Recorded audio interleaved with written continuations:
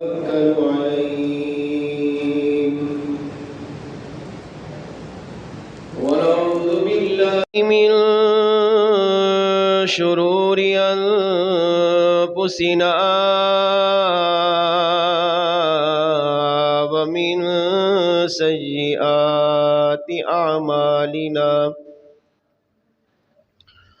من يهده الله فلا مضل له ومن يضلله فلا هادي له ونشهد أن لا إله إلا الله وحده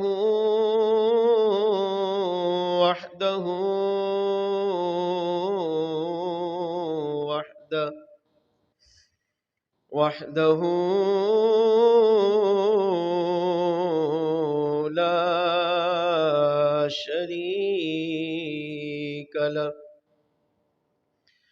ونشهد أن سيدنا وسندنا وحبيبنا وطبيبنا وغوثنا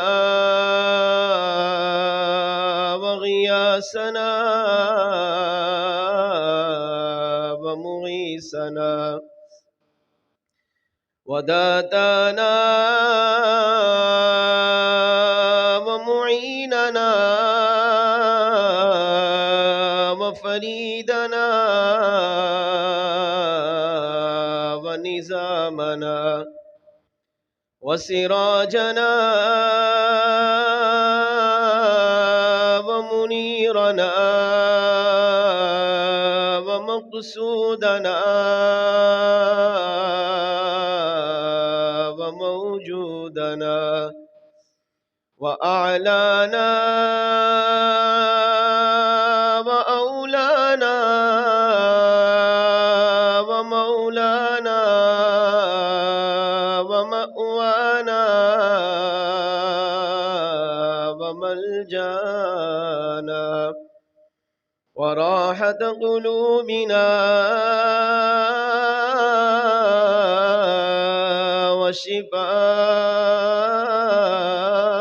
وشفاء صدورنا ونور أعيننا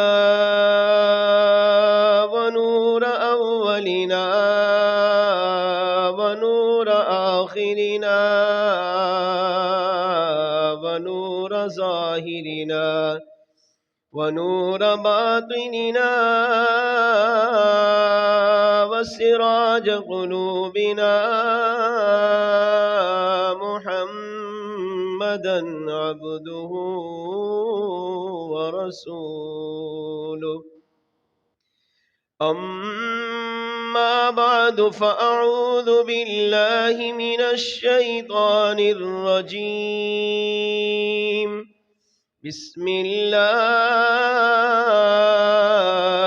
الرحمن الرحيم إنا أنزلناه في ليلة القدر وما أدراك ما ليلة القدر آمنت بالله وصدق الله مولانا العظيم وصدق رسوله النبي الكريم الأمين ونحن على ذلك لمن الشاهدين والشاكرين والحمد لله رب العالمين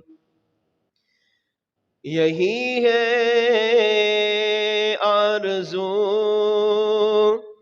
تعلیم قرآن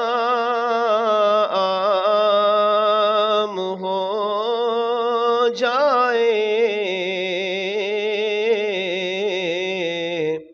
ہر پرچم سے اونچا پرچم اسلام ہو جائے، در سے قرآن اگر ہم نے نہ بھلایا ہوتا،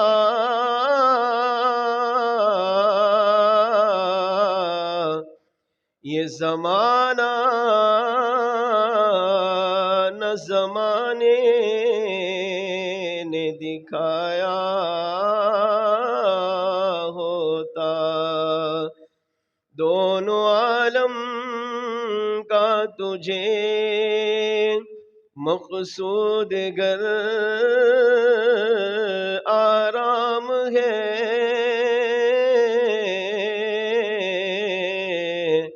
ان کا دامن تھام لے جن کا محمد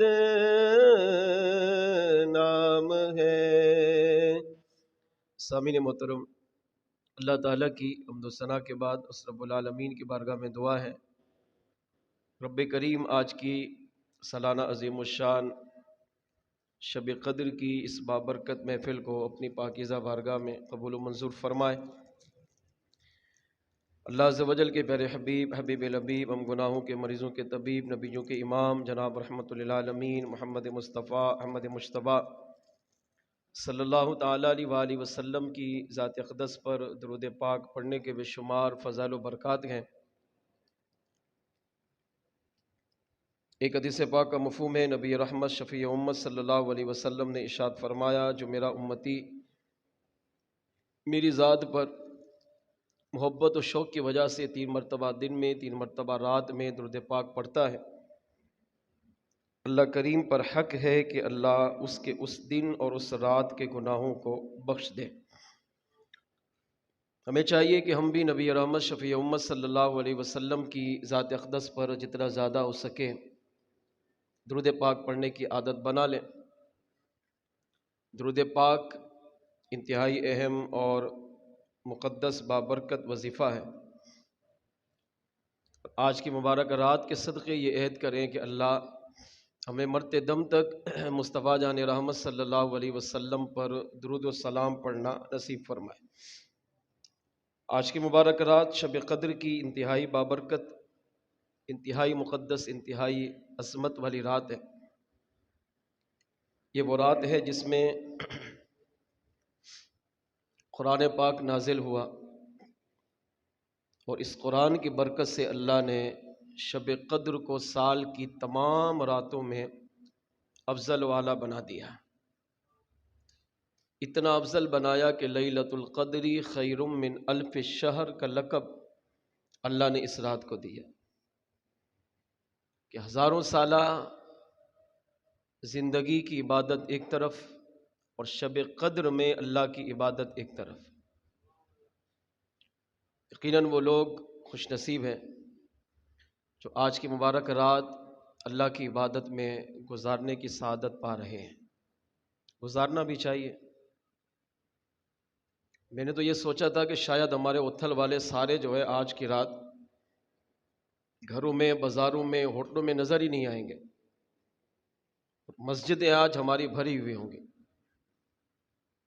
اور اس کی وجہ گزشتہ رات کا زلزلہ ہے۔ اتھل میں تقریباً 12-13 سال میں نے پہلی دفعہ دیکھا کہ رات کو تقریباً 2:41 پر جو زلزلہ آیا، پتہ نہیں آپ کے علم میں ہے یا نہیں ہے۔ اور جو جاگ رہے تھے وہ تو گھروں سے باہر نکل کے بھاگے، توبہ استغفر اللہ کرنے لگے۔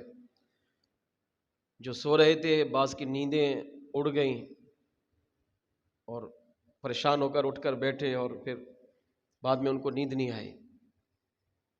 زلزلہ یہ ہمارے اتھل والوں کو جھنجھوڑنے کے لیے کافی ہے۔ زلزلہ گناہوں سے آتا ہے۔ اتھل میں کہیں نہ کہیں رات کو اللہ تعالیٰ کی اتنی بڑی نافرمانی ہوئی ہے کہ رب کے غضب کو جوش آیا، اور اللہ نے زمین کو ہلنے کا حکم دیا اور اتھل والوں کو جھنجھوڑا گیا۔ تو زلزلہ چند سیکنڈ کا آیا، 4-5 سیکنڈ بھی مشکل سے میرے خیال میں تھے، تو یہ حالت ہو گئی۔ اگر سوچیں اگر 1 منٹ زلزلہ آ جائے تو میرے خیال میں پورے اتھل کا نام و نشان بھی نہیں بچے گا، کوئی عمارت، مسجد، گھر، دکان، محلہ، سب کچھ تباہ ہو جائے گا صرف 1 منٹ کا زلزلہ آ جائے۔ اور اس کی مثالیں میڈیا کا دور ہے، دنیا بھر میں پڑی ہوئی ہیں کہ زلزلہ آتا ہے تو پھر سوائے تباہی کے اپنے ساتھ کچھ بھی نہیں لاتا۔ زلزلہ گناہوں کی وجہ سے آتا ہے۔ زلزلے کے کئی اسباب ہیں، اعلی حضرت امام اہل سنت مولانا شاہ امام احمد رضا خان علی رحمہ نے جو لکھا، فرمایا زلزلہ آنے کا سب سے بڑا سبب اللہ کی نافرمانی ہے۔ جب بندہ گناہ کرتا ہے تو اللہ اس کو ڈھیل دیتا ہے کہ سدھر جا سدھر جا سدھر جا، پلٹ آ، لوٹ آ، موقع دیتا ہے کہ ہو سکتا ہے سنبھل جائے، ہو سکتا ہے سنبھل جائے، ہو سکتا ہے سنبھل جائے۔ لیکن جب انسان اللہ کی حدوں کو کراس کرتا ہے، شریعت کی بھی ایک حد ہے، شریعت کی ایک باؤنڈری ہے کہ بھئی آپ یہاں تک آ سکتے ہو، اس سے اگر کراس کر کے گئے تو آپ باغی بنیں گے، آپ شریعت کے غدار بن جائیں گے، آپ اللہ رسول کے نافرمان لوگوں میں شامل ہو جائیں گے۔ اب جب یہ انسان یہ باؤنڈری کراس کرتا ہے نا، اب یہ رب کے غضب کو جھنجھوڑتا ہے، اللہ کے غضب کو دعوت دیتا ہے کہ اللہ کا عذاب آئے۔ اور یاد رکھیے جب عذاب آتا ہے نا تو عذاب یہ سوچ کر نہیں آتا کہ گناہ گاروں پر آؤں گا اور نیکوں پر نہیں آؤں گا۔ جن کے گناہوں کی وجہ سے رات کو زلزلہ آیا، زلزلہ یہ نہیں کہتا کہ بس یہ جو گناہ گار ہیں بس انہی پر آؤں گا اور باقی اتھل والوں کو چھوڑ دوں گا، ایسا نہیں ہے۔ پھر زلزلے کی لپیٹ میں پھر گناہ گار بھی اور نیک بھی سب شامل ہوتے ہیں، پھر بچہ ہو، بوڑھا ہو، جوان ہو، مرد ہو، عورت ہو، نیک ہو، گناہ گار ہو، سب اس کی لپیٹ میں آتے ہیں۔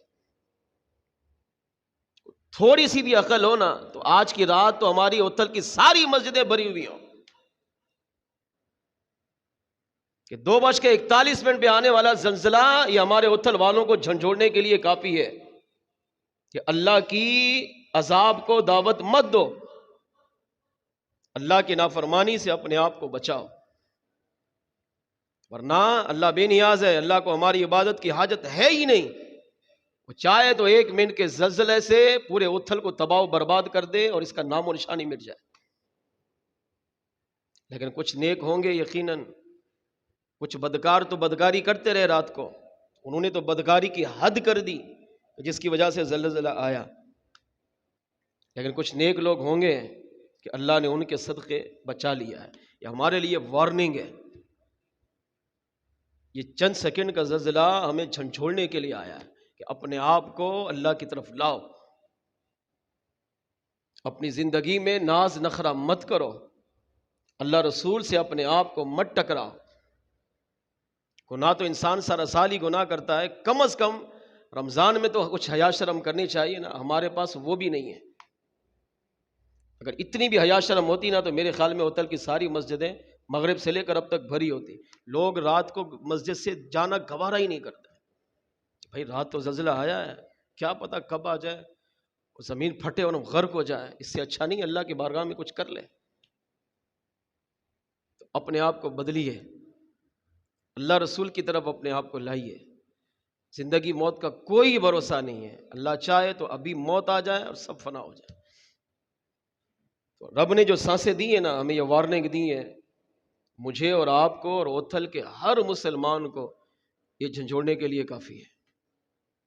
کم از کم یہ رمضان کے جو بقیہ 3-4 راتیں رہ گئی ہیں، 3-4 روزے رہ گئے، کم از کم اس کا احترام کر کے ہمیں رب کی عبادت کی طرف آنا چاہیے۔ اتنا بڑا گناہ، اتنا بڑا جرم، اتنی بڑی رمضان کی بے حرمتی، اتنا بڑا رمضان کا تقدس پامال کیا کہ زمین تک ہلنے لگ گئی۔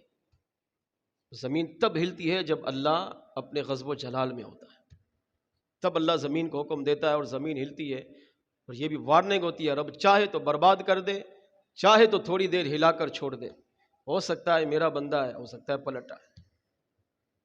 آج کی مبارک رات اللہ کی عبادت کی رات ہے، اللہ کی بارگاہ میں توبہ استغفار کی رات ہے، اللہ کی بارگاہ میں گڑ گڑانے کی رات ہے، اللہ کی بارگاہ میں صلح کرنے کی رات ہے۔ جو زلزلہ آیا اللہ ہم بچ گئے، تو نے ہمیں بچایا، ہمارا کوئی کمال نہیں تھا، آج کی رات اللہ کو راضی کرنے کی رات ہے، تاکہ یہ دوبارہ زلزلے والی مصیبت سے ہمارے اوتھل والے بالخصوص محفوظ رہ سکے۔ بہرحال شب قدر انتہائی بابرکت رات ہے، انتہائی مقدس رات ہے۔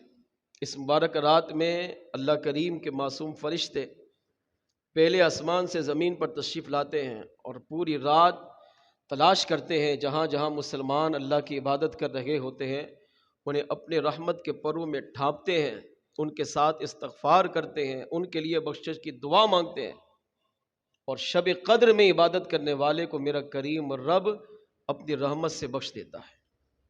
بڑے سے بڑا گناہگار، بڑے سے بڑا مجرم، بڑے سے بڑا فاسق و فاجر بھی شب قدر میں آ کر اگر اپنے آپ کو جھکا لے، اللہ سے صلح کرے، اللہ سے معافی مانگے، میرا کریم رب اسے بھی ایک رات کی سچی توبہ، ایک رات کی سچی عبادت سے اللہ اتنا خوش ہوتا ہے کہ ہزاروں سالہ عبادت سے بڑھ کر اللہ اسے اجر و ثواب عطا فرماتا ہے۔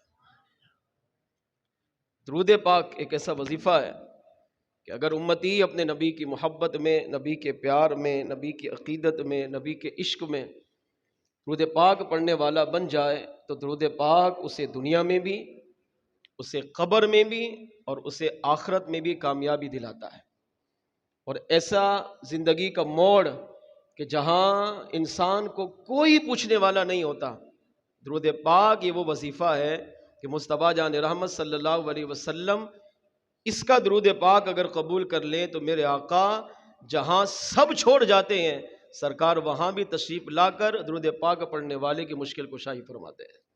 اس بات کو ایک روایت سے سمجھیے، حضرت سیدنا مالک بن دینار رحمۃ اللہ تعالی علیہ فرماتے ہیں کہ میں حج کرنے کے ارادے سے مکہ مکرمہ پہنچا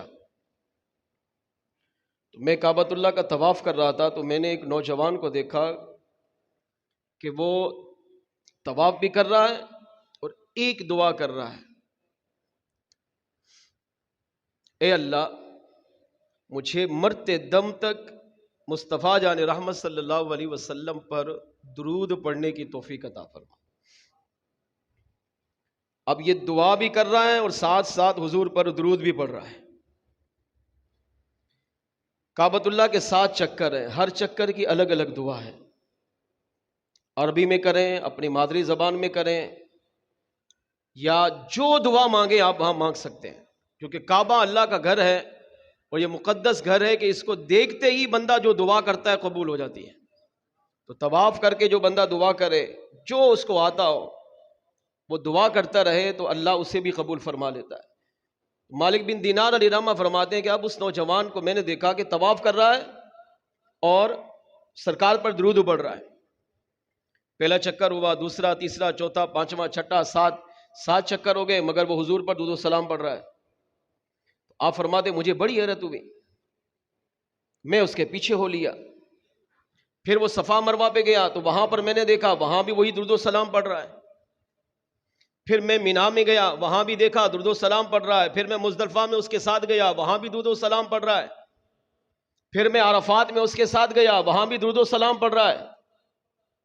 یہاں تک کہ حج کے سارے ارکان مکمل ہو گئے، قربانی کر لی، شیطان کو کنکریاں مار لی، حل کروا لیا۔ اب جب آخری طواف ہے، طواف الوداع، جب اس کے کرنے کی باری آئی تو آپ فرماتے پھر میں اس نوجوان کے ساتھ ساتھ چل رہا ہوں، تو میں نے دیکھا وہ آخری حج کا طواف کرتے ہوئے بھی حضور پر درود و سلام پڑھ رہا ہے۔ تو جب اس نے طواف ختم کیا تو میں نے نوجوان کو سلام کیا اور میں نے کہا کہ نوجوان اس کی کیا وجہ ہے کہ پورے حج میں میں نے تجھے دیکھا کہ ہر جگہ صرف اور صرف ایک ہی دعا مانگ رہا ہے، اور وہ دعا مصطفیٰ جان رحمت صلی اللہ علیہ وسلم پر درود و سلام پڑھنا ہے۔ حالانکہ حج قسمت سے نصیب ہوتا ہے، تو یہاں تو ہمیں زیادہ دعا کرنی چاہیے۔ اپنے لیے مانگو، اپنے ماں باپ کے لیے مانگو، اولاد کے لیے مانگو، بیوی بچوں کے لیے مانگو، رشتہ داروں کے لیے مانگو، دوست عزیز و اقربا کے لیے مانگو، اللہ سے دنیا مانگو، دین مانگو، بھلائیاں مانگو، دنیا کی، قبر کی، آخرت کی، اللہ سے بھلائی مانگو۔ تو یہاں تو انسان زیادہ دعا کرے، وہ دعائیں کرے جو ساری زندگی نہیں کر سکا، وہ یہاں دعا کرے، کیونکہ یہاں دعا قبولیت کے قریب ہے۔ یہاں تو بندہ آتا ہی اپنے آپ کو اللہ سے بخشوانے کے لیے، اللہ کو راضی کرنے کے لیے اللہ کی بارگاہ میں اپنے آپ سے آپ کو آ کر معافی مانگتا ہے اور رب کو راضی کرنے کی کوشش کرتا ہے، اپنے گناہ بخشواتا ہے، یہاں تک کہ حج کے بعد یہ گناہوں سے پاک ہو چکا ہوتا ہے۔ یہاں تو زیادہ دعا کرنی چاہیے، مگر میں نے دیکھا کہ ہر جگہ آپ ایک ہی دعا مانگ رہے ہیں، اے اللہ مجھے مرتے دم تک حضور پر درود و سلام پڑھنے کی توفیق دے، اور پھر حضور پر صلاۃ و سلام پڑھنے لگا۔ نوجوان نے کہا کہ اے مالک بن دینار علی رحمہ، اس کے پیچھے ایک وجہ ہے، راز ہے۔ میں نے کہا بتائیے کیا راز ہے؟ کہا میرے والد تھے، انہوں نے حج کا ارادہ کیا، باپ بوڑھے تھے، تو میں نے سوچا کہ میں بھی اپنے باپ کے ساتھ حج پہ چلتا ہوں۔ بڑھاپا ہے، کہیں والد کو تکلیف نہ ہو جائے، پریشان نہ ہو جائے، راستے میں کوئی مشقت نہ آ جائے، تو پیدل حج کے لیے سفر ہوتا تھا، تو میں بھی اپنے باپ کے ساتھ حج کے سفر پر روانہ ہوا۔ راستے میں میرے والد کی طبیعت ناساز ہوئی، علاج کیا مگر افاقہ نہ ہوا، طبیعت بحال نہ ہوئی۔ جس قافلے میں ہم شامل تھے وہ قافلہ ہمیں وہیں چھوڑ کر یہاں سے چل پڑا، میں اور میرے والد تنہا رہ گئے۔ طبیعت اتنی بگڑی کہ میرے والد کا انتقال ہو گیا۔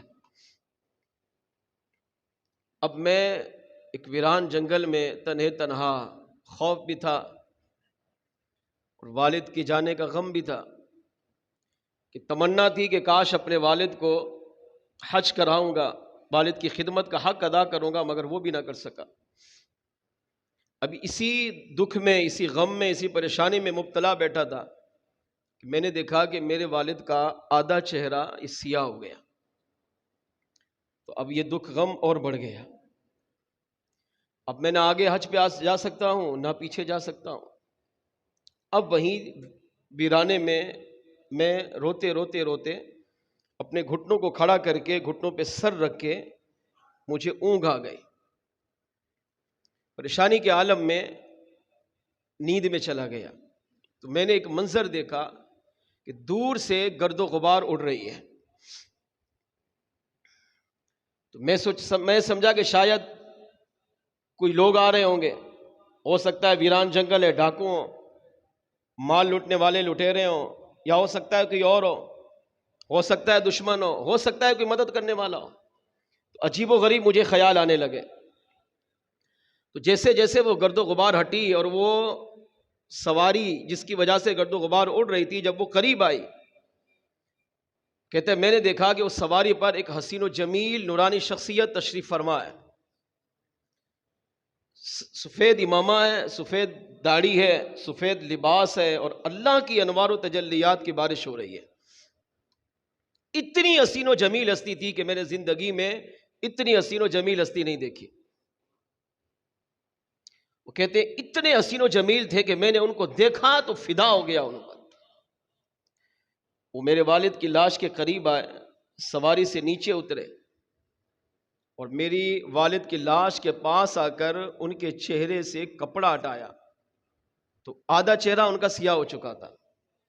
اس نورانی شخصیت نے آ کر اپنا مبارک ہاتھ میرے والد کے چہرے پر پھیرا تو اللہ کریم نے میرے باپ کے چہرے کو 14ویں رات سے بھی زیادہ حسین و جمیل بنا دیا۔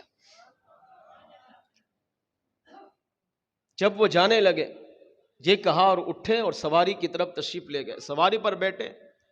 اب میں ان کے جلووں میں گم کہ کون ہے اس ویران جنگل میں، یہ کون ہے کہ جہاں کوئی پرسان حال نہیں، ہمارے اپنے لوگ ہمیں چھوڑ کے چلے گئے، جہاں میں اپنی موت کا انتظار کر رہا ہوں کہ باپ کی لاش کو نہ آگے لے کے جا سکتا ہوں نہ پیچھے، اور ویران جنگل میں بے سہارا، بے یار و مددگار کون ایسی ہستی ہے جو اس مشکل وقت میں بھی آ کر میری مشکل کشائی فرما رہی ہے۔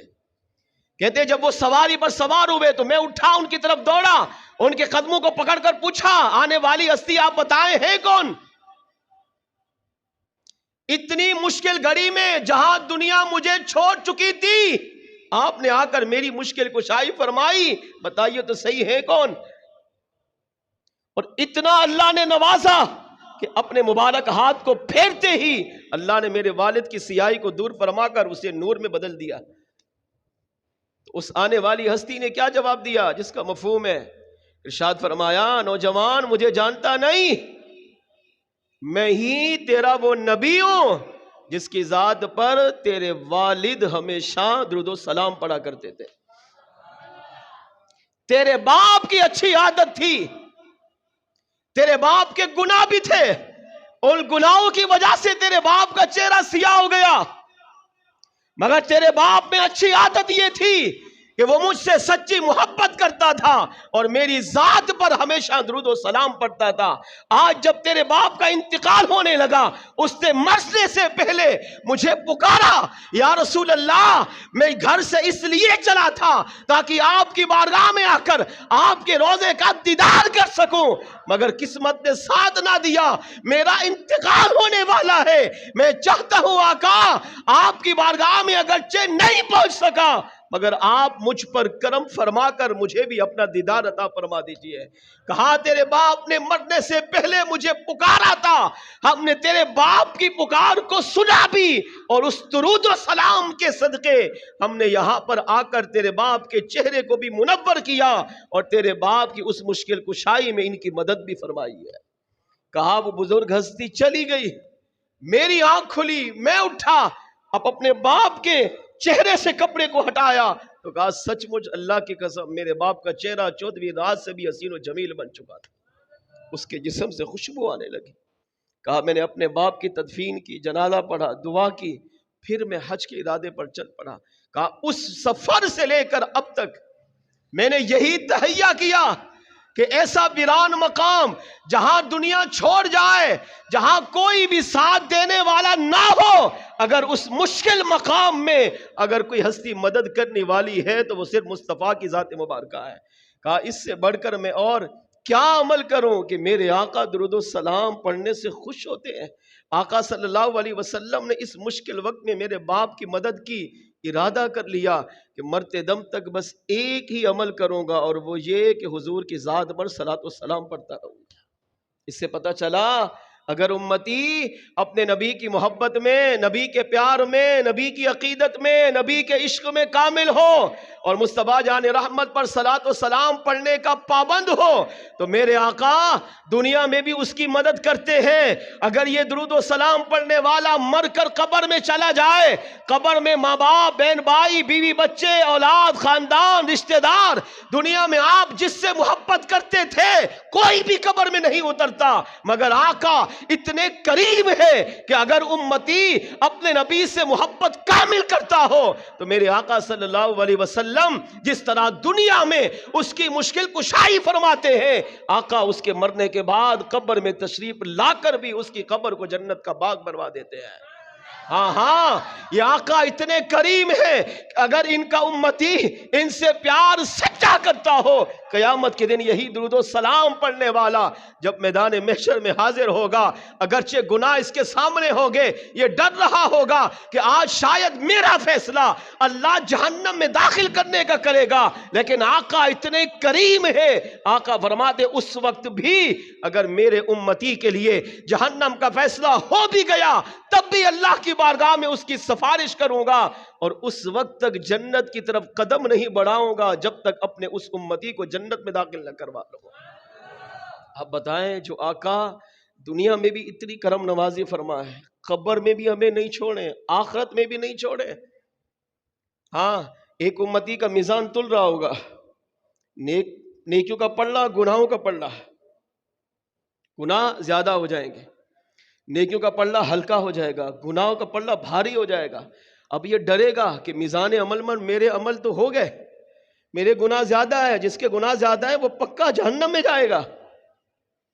اس وقت یہ ڈر رہا ہوگا اپنے نام اعمال کو دیکھ کر۔ مصطفیٰ جان رحمت صلی اللہ علیہ وسلم اپنی جیب سے ایک پرچی نکالیں گے اور وہ امتی کے اس میزان عمل میں نیکیوں والے پلڑے پہ رکھیں گے۔ وہ ایک پرچی کا وزن کتنا ہوتا ہے؟ ایک پرچی جب میرے آقا رکھیں گے تو نیکیوں کا پلڑا بھاری ہو جائے گا۔ جانتے ہیں اس پرچی میں کیا لکھا ہوگا؟ اس پرچی میں صرف وہ درود لکھا ہوگا جو امتی نے صرف ایک مرتبہ اپنے نبی کی محبت میں حضور پہ پڑھا۔ ایک مرتبہ نبی پر پڑھا ہوا درود میزان عمل کے ترازو کو بدل دے گا۔ ایک روایت میں یہ ہے آدم علیہ السلام وہاں کھڑے ہوں گے، میزان عمل پر اعمال نامہ تل رہا ہوگا۔ جب حضور کی امت کی باری آئے گی، ایک امتی کا گناہوں کا پلڑا بھاری، نیکیوں کا پلڑا ہلکا، فرشتے اسے دوزخ کی طرف لے کر جا رہے ہوں گے۔ آدم علیہ السلام تڑپیں گے، آدم علیہ السلام کہیں گے پیارے مصطفیٰ آپ کا امتی دوزخ میں جا رہا ہے، دیکھیے امتی کو، اس کے گناہوں کا پلڑا بھاری ہو گیا ہے، فرشتے دوزخ کی طرف لے کر جا رہے ہیں۔ اور میرے آقا صلی اللہ علیہ وسلم دوڑ کر فرشتوں کے سامنے آئیں گے اور کہیں گے ٹھہرو، اسے دوزخ میں مت لے جاؤ، میرا امتی دوزخ میں کیسے جا سکتا ہے؟ آقا نہیں جانے دیں گے، اللہ کی بارگاہ میں اس امتی کی سفارش کریں گے جو دوزخ کا حقدار بن چکا۔ اور نیکیوں کا پلڑے وزن کی بات ہے تو میرے آقا وہاں پر آ کر وہی درود و سلام والی پرچی رکھیں گے، نیکیوں کا پلڑا بھاری، اور وہ جو دوزخ میں جا رہا تھا سرکار کے درود کے صدقے اللہ اسے جنت عطا فرما دے گا۔ جو آقا دنیا میں اتنی کرم نوازی کریں، قبر میں بھی تنہا نہ چھوڑیں، آخرت میں بھی نہ چھوڑیں، پھر بھی اگر ہم اس ذات پر درود و سلام نہ پڑھیں، آپ بتائیے پھر ہم سے بڑا بد نصیب بدبخت کون ہوگا؟ اور آج کی شب قدر کی مبارک رات کو غنیمت جانی ہے۔ اگلے سال شب قدر آئے گی، مگر میں اور آپ زندہ ہوں گے یا نہیں کوئی گارنٹی نہیں۔ موت تو ویسے بھی بہت جلدی آ رہی ہے کہ رات کا زلزلہ یہ ہمارے عبرت کے لیے کافی ہے، اپنے آپ کو بدلنے کے لیے کافی ہے، اپنی زندگی کو سدھارنے کے لیے کافی ہے، گناہوں کو چھوڑ کر اللہ رسول کی اتباع میں زندگی گزارنے کے لیے یہ زلزلہ کافی ہے۔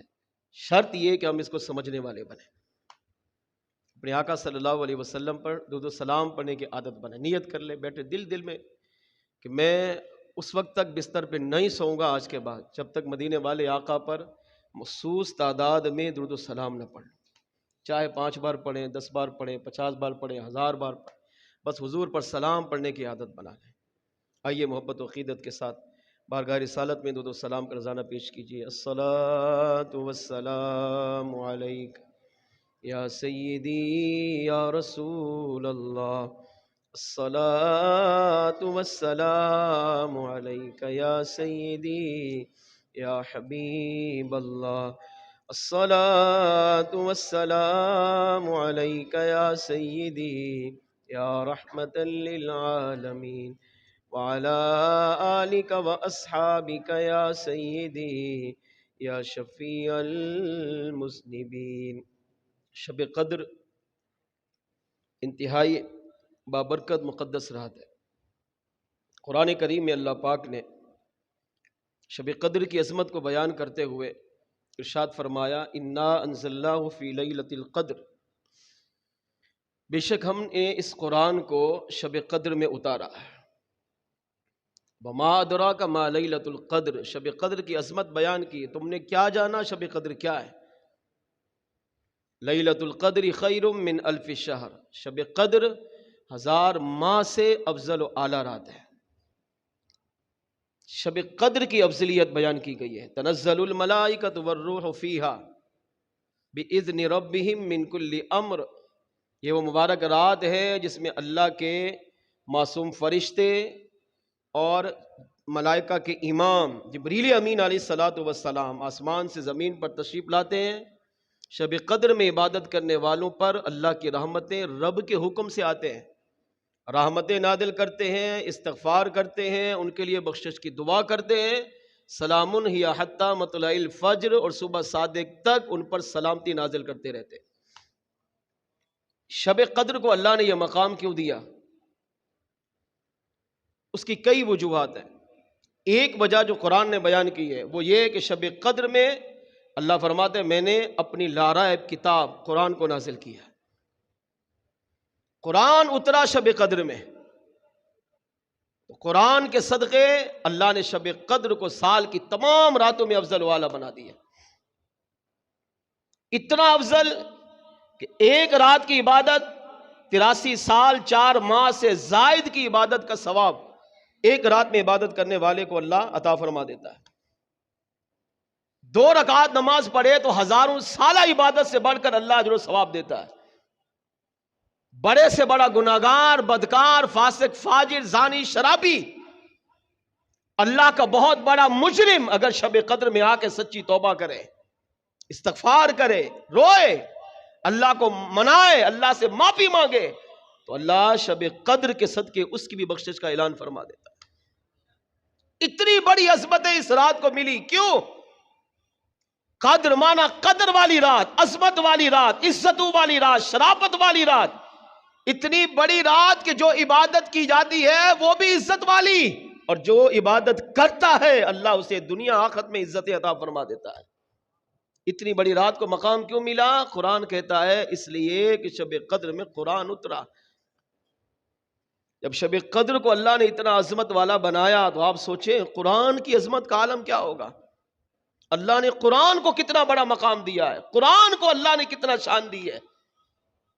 اور علماء کرام نے اس کی دو انتہائی اہم باتیں لکھی۔ آپ فرماتے کہ قرآن شب قدر میں اترا، اس کی دو وجہ ہے کہ قرآن کتنا اترا، مصطفیٰ جان رحمت صلی اللہ علیہ وسلم کے قلب منور پر کتنا قرآن نازل ہوا، شب قدر کو قرآن سے تعلق کتنا ہے، قرآن سے گہرائی کتنی ہے، قرآن کے ساتھ شب قدر کو نسبت کتنی ہے۔ علماء کہتے ہیں اس کی دو مثالیں سمجھنے کے لیے کافی ہیں۔ نمبر ایک، جب یوسف علیہ السلام کو بھائیوں نے کنویں میں داخل کیا تو کنویں کے کنارے پر لائے تو بعض نے کہا اس کو قتل کر دو، بعض نے کہا نہیں اس کو کنویں میں دھکا دے دو، اور پھر یہ طے ہوا کہ نہیں اس کے پیٹ پر رسی باندھ کر اسے کنویں میں اتارتے ہیں، اگر ہم دھکا دیں گے تو ہو سکتا ہے کہ یہ نیچے گرے اور انہیں چوٹ لگے یا سر پھٹ جائے یا انتقال کر جائے، تو ہم رسی کے ذریعے ان کو کنویں سے اتاریں گے اور گہرائی میں اس کو چھوڑیں گے۔ اب یوسف علیہ السلام کو رسی باندھی، کنویں کے کنارے پر بھائیوں نے بٹھایا اور آپ کو نیچے اتارا، اور وزنی چیز کا اصول یہ ہے کہ ہمیشہ بلندی سے نیچے کی طرف تیزی کے ساتھ آتی ہے، تو یوسف علیہ السلام جیسے کنارے سے زمین کی طرف آئے، کنویں کی گہرائی کی طرف جانے لگے تو بھائی نے رسی چھوڑی۔ اب کتنی دیر لگی ہوگی؟ سیکنڈ کا کام ہے، تیزی کے ساتھ کنارے سے کنویں کی گہرائی میں تشریف لائے۔ علماء کہتے ہیں ادھر بھائی نے رسی چھوڑی اور جبریل امین علیہ السلام کہاں تھے؟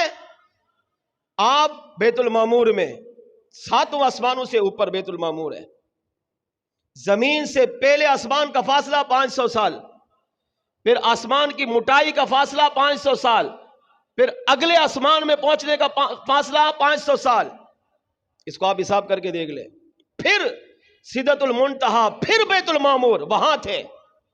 ادھر بھائی نے رسی چھوڑی اور یوسف علیہ السلام کنارے سے زمین کی طرف آنے لگے تو کریم رب نے فرمایا جبریل جاؤ، میرا یوسف زمین کی گہرائی میں، کنویں کی گہرائی میں بعد میں پہنچے، ان کے پہنچنے سے پہلے جا کر اپنے رحمت کے پرو میں اٹھا لو۔ یوسف علیہ السلام کنویں کے کنارے سے کنویں کی گہرائی میں آنے لگے تو آپ بعد میں پہنچے، جبریل امین علیہ السلام اس سے پہلے پہنچے اور آ کر اپنے رحمت کے پرو میں آپ کو اٹھا لیا۔ سیکنڈ کا کام ہے، سیکنڈ کا۔ ایک تو فرشتے کی طاقت، تو اب یہ جتنا سیکنڈ لگا کنارے سے گہرائی میں آنے کا، علماء نے کہا اتنی دیر میں اللہ نے قرآن کو شب قدر میں اتارا۔ دوسری مثال دیکھیں، ابراہیم علیہ السلام کو اللہ نے حکم دیا پیارے اسماعیل علیہ السلام کو ذبح کرو، تفصیلی واقعہ سنا ہوا ہے۔ جب آپ نے پٹی باندھ کر اسماعیل علیہ السلام کو لٹایا اور چھری کو چلایا، چھری نہیں چلی تو ایک پتھر اٹھایا اور پتھر میں آپ نے چھری کو تیز کیا تاکہ جلدی سے میں اپنے بیٹے کا گلا کاٹوں، اور اللہ نے جو امتحان مجھ سے لیا میں اس میں کامیاب ہو جاؤں۔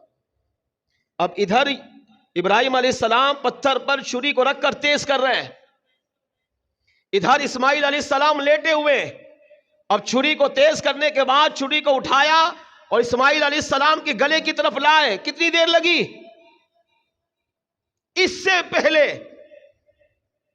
پتھر سے چھری اٹھا کر ہاتھ میں گلے کی طرف بعد میں لائے، اور جبریل امین علیہ السلام نے اس سے پہلے جنت سے مینڈا لے کر زمین کی طرف تشریف لائے، اور آپ نے جب چھری چلائی تو چھری گلے میں بعد میں پہنچی، جبریل امین علیہ السلام نے اسماعیل علیہ السلام کو ہٹا کر دمبے کو سامنے کیا، ابراہیم علیہ السلام نے چھری چلائی، آنکھ جب پٹی کھولی سوچا کہ بیٹا شہید ہو گیا ہے، پٹی کھول کر دیکھا تو دمبا ذبح ہو چکا تھا۔ کتنی دیر لگی؟ سیکنڈ کا کام ہے۔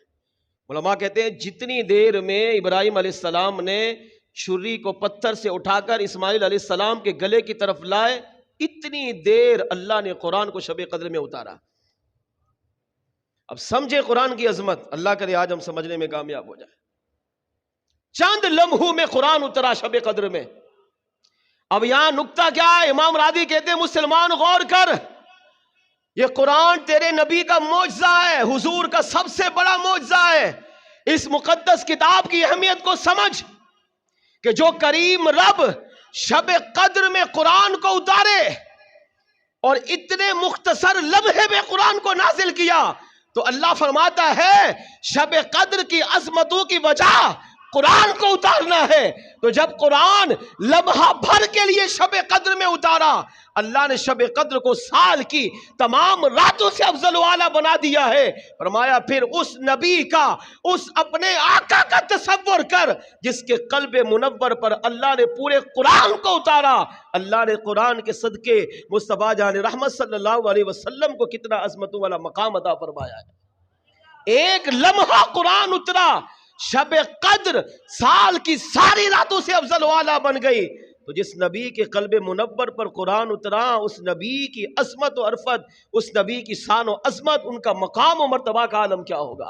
اور پھر دوسرا نکتہ فرمایا ایک لمحے کے لیے شب قدر میں آیا، شب قدر قدر والی بن گئی، سال کی افضل رات بن گئی، عزت والی حرمت والی رات بن گئی۔ پھر اس مسلمان کی شان کیا ہوگی جو صبح و شام قرآن پڑھے، جو قرآن کی تلاوت کرے، جو قرآن سے محبت کرے، جو قرآن سے پیار کرے، جو قرآن کو پڑھے، قرآن کی تعلیمات پر عمل کرے، جو قرآن کی عظمتوں کو مانتا ہو، قرآن کو پڑھتا بھی ہو، عمل بھی کرتا ہو، اور ساری زندگی شب قدر میں لمحے کے لیے قرآن آیا، شب قدر عظمت والی بن گئی۔ جو ساری زندگی مسلمان قرآن پڑھتا رہے، سوچے اللہ اسے کتنے انعامات سے مالا مال فرمائے گا۔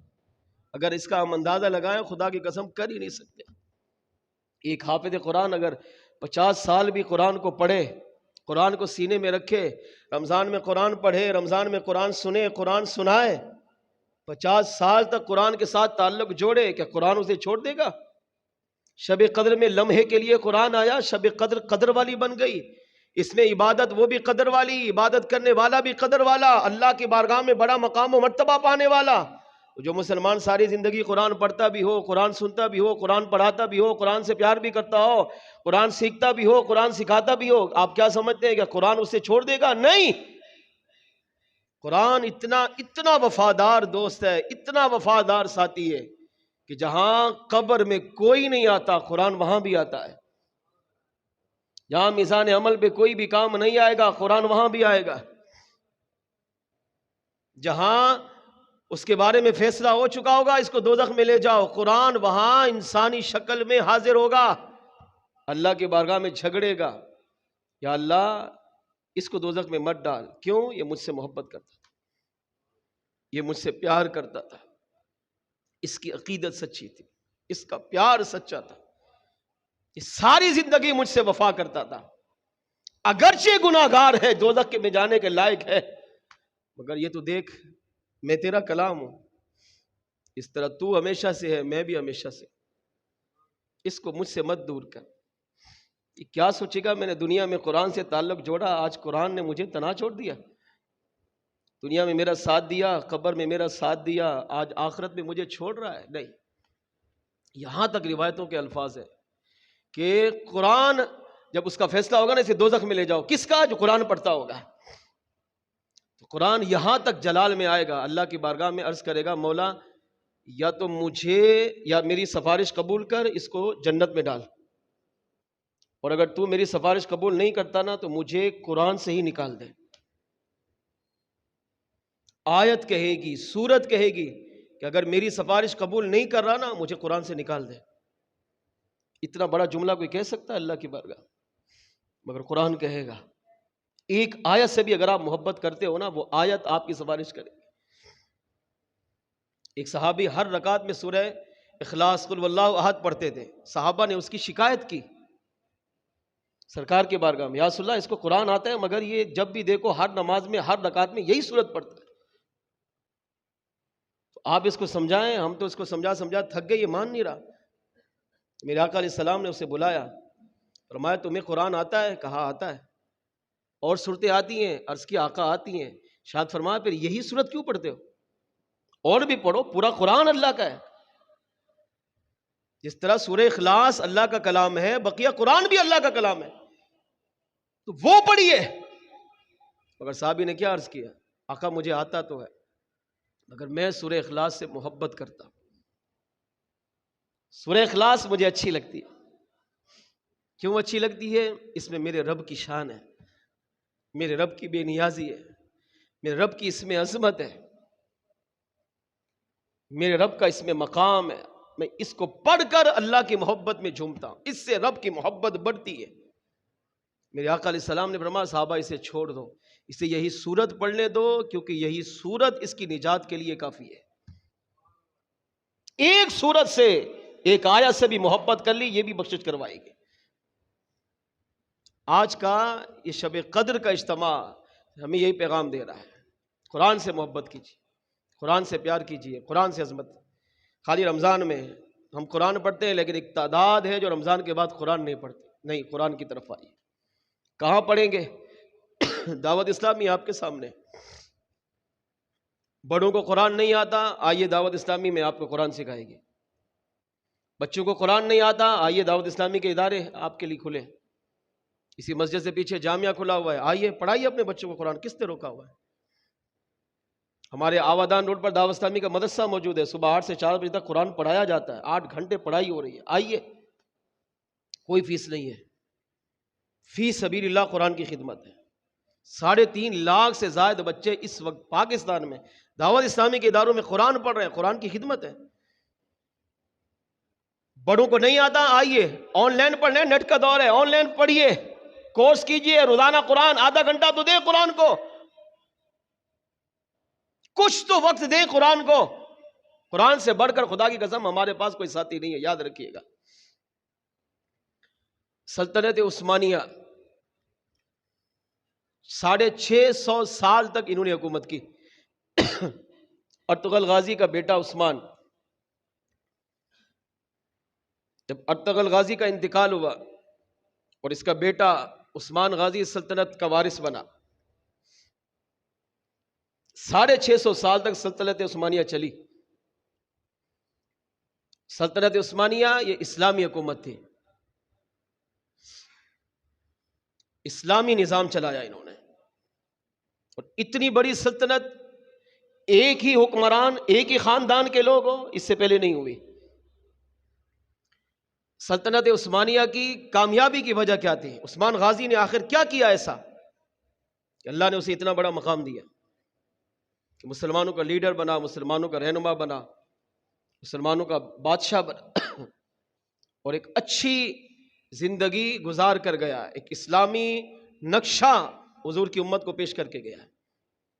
اسلامی لیڈر کیسا ہوتا ہے، مسلمانوں کے خیر خواہ بادشاہ کیسا ہوتا ہے، حکمرانی کیسے کی جاتی ہے، رعایا کا خیال کیسے کیا جاتا ہے، یہ عثمان غازی نے بتا کر گیا ہے۔ اس کی کامیابی کے کئی راز ہیں، ایک راز جو علماء نے بیان کیا نا، وہ کمال کا ہے۔ فرماتے ہیں کہ عثمان غازی ایک دن سفر کے لیے اپنے محل سے روانہ ہوا، ساتھ اس کے غلام، نوکر چاکر یہ بھی شامل تھے۔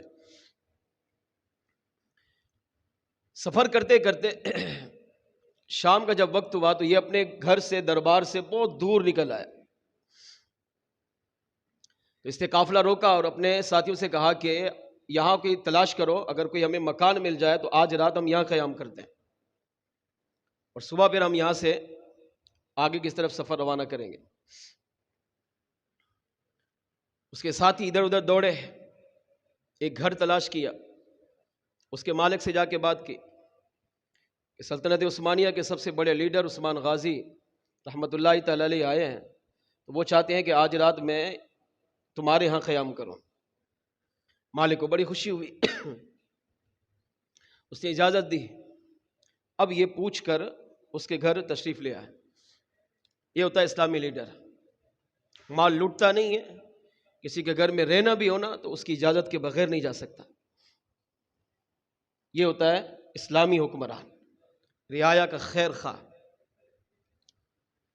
المختصر عشاء کی نماز پڑھی، کھانا کھایا، جب سونے کا وقت ہوا تو سب چلے گئے. عثمان غازی کہتا ہے کہ میں کمرے میں تنہا تھا، میرے علاوہ کمرے میں کوئی نہیں تھا. اب بستر لگا ہوا ہے. اب میں جیسے لیٹنے لگا اور میں نے ٹانگیں پھیلائی اور لیٹا ہوا کچھ سوچ رہا تھا تو میری نگاہ ٹانگوں کے سامنے، میرے سامنے جو دیوار تھی نا اس پر پڑی. تو میں نے دیکھا کہ دیوار میں کوئی کتاب ہے جو لٹک رہی ہے، رکھی بھی نہیں ہے، لٹک رہی ہے.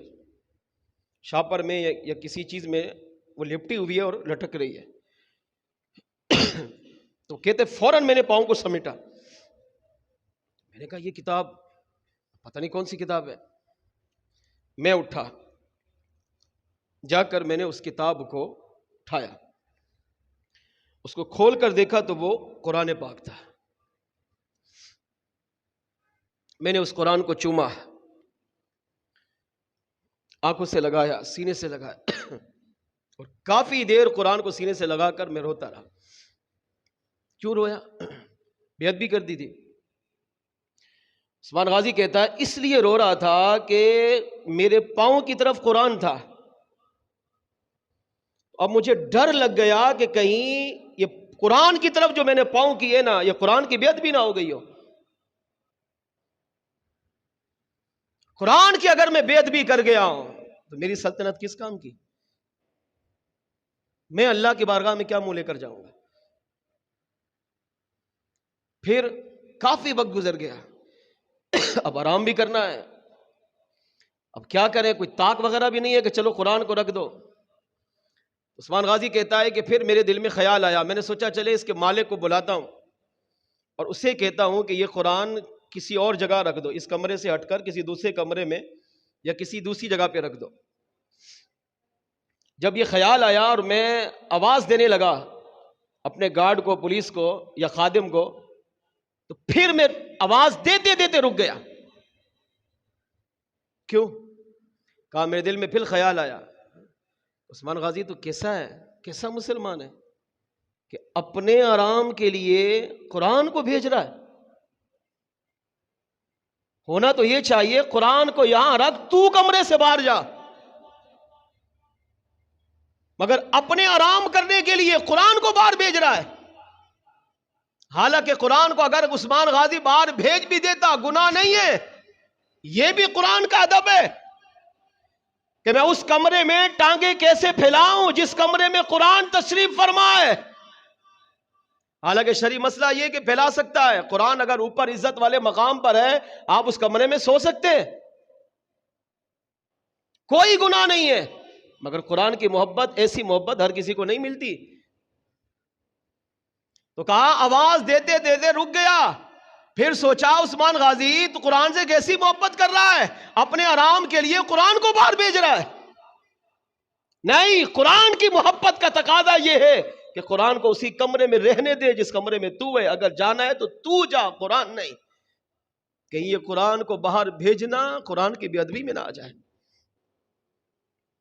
عثمان غازی آواز دیتے ہوئے رک گیا. کہتا ہے میں نے قرآن کو نہیں بھیجا. ساری رات قرآن کو سینے لگا کر میں روتا رہا. اگرچہ سفر تھا، سارا دن مشقت کا سفر تھا، جسم تھکاوٹ سے چور چور تھا، نیند آ رہی تھی، مگر میں نے قرآن کو رکھ کر پاؤں پھیلانا یا قرآن کو اپنے کمرے سے باہر بھیجنا یہ گوارا نہیں کیا. پوری رات کہتا ہے میں بیٹھ کر قرآن کو سینے سے لگا کر چومتا رہا، پیار کرتا رہا، روتا رہا، یہاں تک کہ فجر ہو گئی. نماز پڑھی، کھانا کھایا اور پھر میں بغیر آرام کیے آگے سفر پہ روانہ ہوا. قرآن کو اسی طرح چوما اور اسی جگہ پہ رکھ دیا. اور مالک سے کہا یار قرآن کے رکھنے کے لیے کوئی طاق بناؤ، اس کو عظمت عزت والی جگہ پہ رکھو تاکہ قرآن کا تقدس پامال نہ ہو، قرآن کی عزت و حرمت یہ برقرار رہے. عثمان غازی کہتا ہے ہم نے سفر وہاں سے آگے شروع کیا. سفر کے دوران چلتے چلتے چلتے ایک بزرگ میرے سامنے آئے. انہوں نے آ کر میری سواری کو روکا. انتہائی حسین و جمیل، سفید امامہ، سفید لباس اور سفید داڑھی، اور اللہ کی انوار و تجلیات کی بارش ہو رہی ہے اس پر. اتنی حسین و جمیل ہستی کہتا ہے میں نے نہیں دیکھے. میری سواری کو پکڑا، روکا، کہا عثمان غازی تمہارے لیے پیغام لایا ہوں. عثمان غازی کہتا ہے کہ مجھے بڑی حیرت ہوئی جب اس نے میرا نام لیا تو میں نے سوچا یہ پہلی دفعہ زندگی میں ملاقات ہو رہی ہے، میں نے آج تک اس کو دیکھا نہیں، مگر یہ مجھے پہچانتا ہے، نام لے کر کہہ رہا ہے. میں نے کہا بولیے کس کا پیغام؟ کہا رب کا پیغام لایا. عثمان غازی کہتے ہیں جب رب کا نام سنا نا تو فوراً گھوڑے سے نیچے اترا اور اس کے سامنے آ گئے. اب دو زانوں بیٹھ گیا. یہ ادب تھا جس نے عثمان غازی کو اتنا بڑا عزت اور مقام اور مرتبہ عطا کیا ہے. دو زانوں بیٹھ گیا، سر جھکا. اللہ کا پیغام میرے جیسے عثمان کے لیے، میری اوقات کیا ہے، میرے لیے پیغام آیا ہے. وہ آنے والے اللہ کے ولی فرمانے لگے ہاں رب کا پیغام لایا ہوں عثمان غازی تیرے لیے. کہتے میں رو پڑا. میں نے کہا بتائیے اللہ نے میرے لیے کیا حکم دیا ہے؟ وہ بزرگ فرمانے لگے عثمان غازی اللہ کی طرف سے پیغام یہ لایا ہوں کہ رات کو تو نے جو ہماری کتاب کا احترام کیا ہے، ہماری کتاب کی تعظیم کی ہے، ہماری کتاب کا تو نے ادب کیا ہے، ہماری کتاب کی خاطر تو نے رات کو اپنی نیند کو قربان کیا ہے، کتاب کی تعظیم کی خاطر، قرآن کی خاطر تو نے قرآن کو باہر نہیں بھیجا، پاؤں نہیں پھیلایا، آرام نہیں کر سکا، ساری رات قرآن کو سینے سے لگا کر جو قرآن سے محبت کرتا رہا. اللہ کا پیغام یہ ہے کہ ہم تجھے اس قرآن سے محبت کی وجہ سے، قرآن کی تعظیم اور احترام کی وجہ سے تمہیں بھی، تمہاری نسلوں کو بھی طویل زندگی بھی عطا کریں گے، اسلامی سلطنت کا معیار بھی عطا کریں گے، اور آخرت کے دن تمہیں اس کا اجر و ثواب بھی عطا فرمائیں گے. کہا رب کی طرف سے یہ پیغام ملا ہے کہ تمہیں بھی لمبی زندگی، اسلامی سلطنت کی بادشاہت تمہیں بھی، تمہاری اولاد کو بھی عطا کی جائے گی، اور دنیا میں بھی اور قیامت کے دن اس کا اجر و ثواب بھی اللہ تمہیں عطا فرمائے گا. اب آپ غور کریں 650 سال، 6 سال نہیں 650 سال تک سلطنت عثمانیہ قائم رہی، اور سلطنت عثمانیہ میں مسلمانوں کا حال وہ نہیں تھا جو آج ہمارے پاس ہے. جی ہاں، اسلامی حکومت، اسلامی نظام، اسلامی لیڈر، مسلمانوں کے خیر خواہ، یہ سلطنت عثمانیہ نے کر کے دکھایا ہے. آج جو حال ہے وہ ہم سب کے سامنے ہے. اب آپ سوچیں، پوچھیں اپنے آپ سے، ایک رات عثمان غازی نے قرآن سے صرف محبت کی، قرآن کا ادب کر کے دکھایا ہے. ایک رات اللہ تعالیٰ نے اس کو بھی صلہ دیا. یہ کم صلہ ہے، 650 سال تک اتنی بڑی حکومت چلائی. اور آخرت کا اجر و ثواب، قبر کے اجر و ثواب یہ الگ ہے. آخرت میں جہنم سے آزادیاں، قبر کے عذاب سے بچا، جنت میں داخلہ یہ الگ ہے. قرآن ایک رات اگر قرآن سے آپ وفا کرو، قرآن اس کو بھی تنہا نہیں چھوڑتا. جو مسلمان سارا سال قرآن پڑھے، سارا سال قرآن سے پیار کرے، سارا سال قرآن سے محبت کرے، آپ کیا سمجھتے ہیں کہ قرآن اسے چھوڑ دے گا؟ قرآن وہ با وفا کتاب ہے، وہ لا ریب کتاب ہے کہ مسلمان اگر قرآن سے سچی محبت کرتا ہے، قرآن سے پیار سچا کرتا ہے، قرآن پڑھنا نہیں بھی آتا نا، قرآن سے محبت سچی ہے، قرآن اس کو بھی دنیا قبر و آخرت میں برکتیں عطا کرتا ہے. ایک بزرگ رحمۃ اللہ تعالی علیہ فرماتے ہیں کہ میرا گزر قبرستان سے ہوا تو میں نے ایک تازہ قبر پر نظر پڑی تو میں نے دیکھا کہ اس پر اللہ کی انوار و تجلیات کی بارش ہو رہی ہے. میں نے کہا یہ کچھ نیک بندہ ہوگا. آپ فرماتے کہ میں فاتحہ پڑھنے کے لیے اس قبر پر چلا گیا. جو نیک بندہ ہے، اللہ کی رحمتیں اتر رہی ہیں تو میں بھی کھڑا ہو جاتا ہوں کہ مجھ پر بھی کچھ چھینٹے پڑ جائیں. فرماتے جب میں اس کی قبر پر فاتحہ پڑھنے کے لیے آیا تو ابھی میں فاتحہ پڑھ رہا تھا کہ قبر کی ایک اینٹ گر گئی. یہ وہ تازہ قبر تھی جو چند دن پہلے انتقال کر چکا تھا، اور وہ رسا نے غسل دے کر، کفن پہنا کر، جنازہ پڑھ کر اس کو دفن کیا تھا. قبر کی اینٹ گری. فرماتے کہ میں نے فاتحہ کے بعد دعا مانگی اور اس اینٹ کو اٹھانے کے لیے جھکا قبر کی طرف. میں نے دیکھا کہ قبر میں خوشبو ہی خوشبو ہے، اور مردے کا جسم بالکل تر و تازہ سلامت. اور اس کی لاش کے سرانے کی طرف ایک ٹہنی ہے اور اس سے پانی کے قطرے ٹپک رہے ہیں. اتنی حسین و جمیل، اتنی پاکیزہ خوشبو کہ میرے دل و دماغ معطر ہو گئے. تو آپ فرماتے ہیں کہ میں پہلے اس سے متاثر تھا، اب جب اپنی آنکھوں سے دیکھا تو میں اور متاثر ہوا. ہو سکتا ہے یہ اللہ کا ولی ہو، اللہ کا نیک بندہ پہنچا ہوا ہے. کہ قبر میں دفن کیا ہے، بدن گلا سڑا نہیں ہے، کافی دن گزر چکے ہیں، کوئی کیڑے مکوڑے نہیں ہیں، کوئی بدبو نہیں ہے، سرہانے ٹہنی بھی لگی ہوئی ہے، اس سے پانی کے قطرے بھی ٹپک رہے ہیں، خوشبو اتنی کمال کی کہ جسم دل و دماغ معطر ہو رہا ہے. تو آپ فرماتے کہ میں نے جلدی جلدی وہ اینٹ اٹھائی اور قبر کو بند کیا، اور اب اس قبرستان کے اطراف میں جو علاقہ تھا اس میں چلا گیا. میں نے کہا کہ جا کے معلوم تو کروں یہ ہے کس کی، کون ہے یہ. پتہ کرتے ہوئے محلے میں پہنچا، لوگوں سے پوچھا کیا چند دن پہلے کسی کا انتقال ہوا؟ لوگوں نے کہا ہاں. کہا کس کا؟ کہا ایک بوڑھے شخص کا.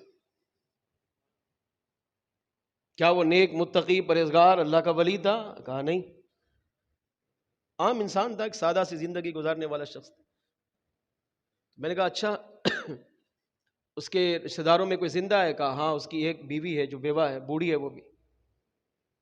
اس کے گھر کا پتہ پوچھا اور گھر پہنچا، دروازے پہ دستک دی.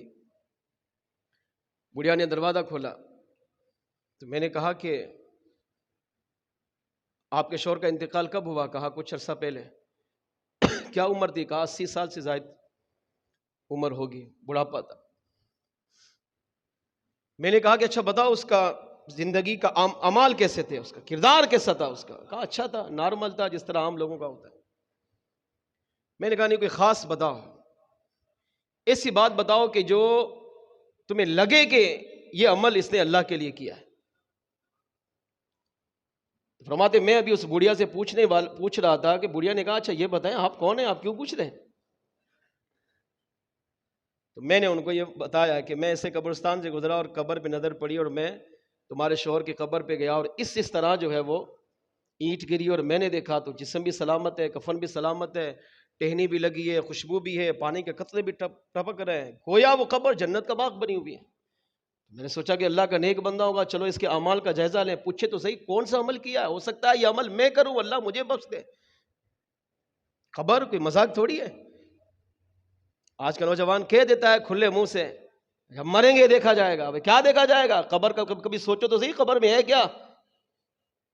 7 دن کے بعد، 14 دن کے بعد، 21 دن کے بعد کفن بھی غائب، بندہ بھی غائب. اور گناہگار ہو تو کیڑے مکوڑے کھا کر بدن کو ہی ختم کر دیتے ہیں. قبر مذاق توڑی ہے قبر.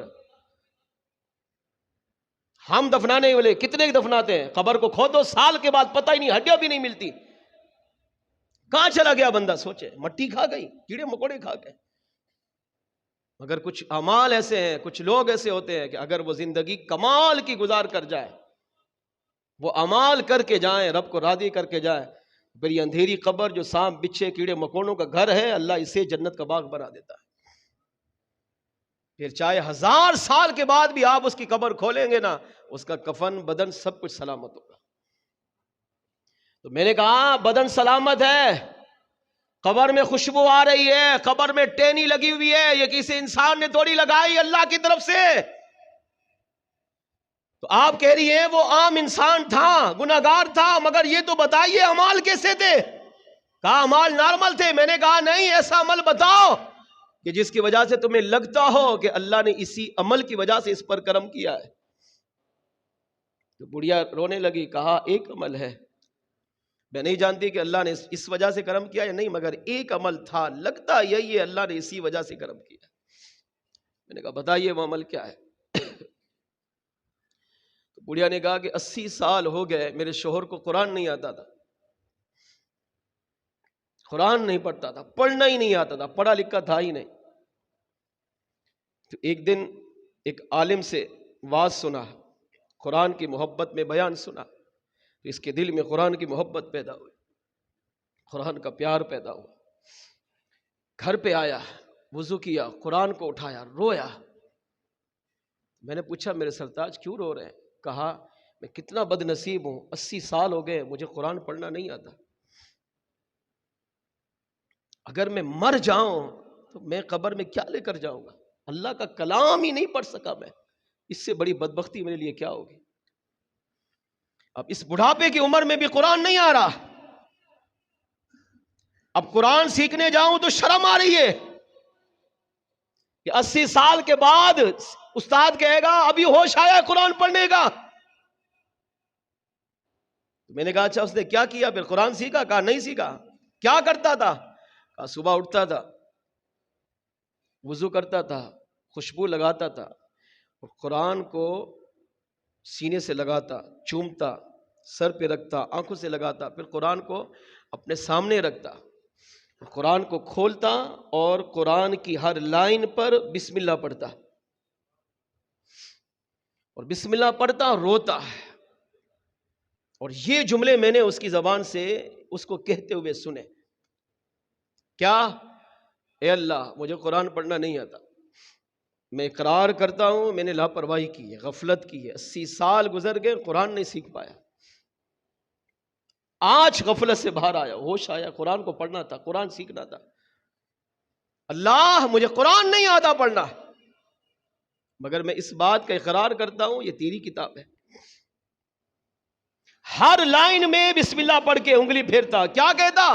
اللہ مجھے پڑھنا نہیں آتا، مجھے نہیں پتا اس لائن میں تو نے کیا فرمایا ہے، اس کا ترجمہ کیا ہے، اس کی تفسیر کیا ہے، یہاں تو ایمان والوں کو کیا کہنا چاہ رہا ہے مجھے نہیں پتا، مگر میں اس بات کا اقرار کرتا ہوں اس لائن میں تو نے جو لکھا حق اور سچ لکھا ہے۔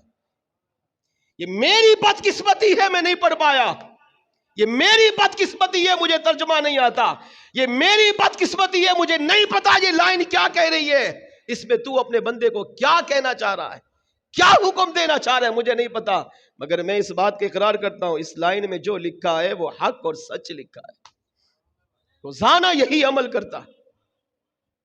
یہ کہا تو بزرگ رحمت اللہ تعالی علیہ فرمانے لگے بڑھیا بس سمجھ لے یہی عمل اس کا کام آ گیا، یہ قرآن سے محبت، یہ قرآن سے پیار، یہ قرآن کو روزانہ اٹھنا، چومنا، محبت کرنا، اور پھر اتنی کمال کی محبت کا اظہار کرنا، یہ اللہ کو اتنا پسند آیا ہے کہ اللہ نے اس قرآن کے صدقے تیرے شوہر کی قبر کو جنت کا باغ بنا دیا ہے۔